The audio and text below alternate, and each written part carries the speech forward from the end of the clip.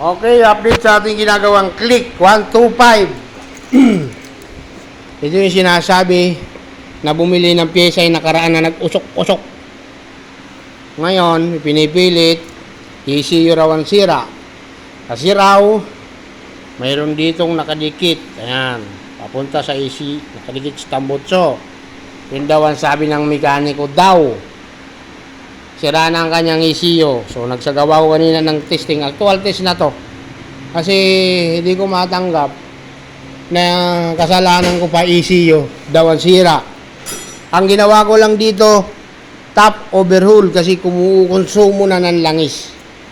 So, ito ang ginawa ko para makasiguro. Actual test na. Napatunayan ko sa kanila na mali ang kanilang hinala. At tama ako. Nakakainis lang.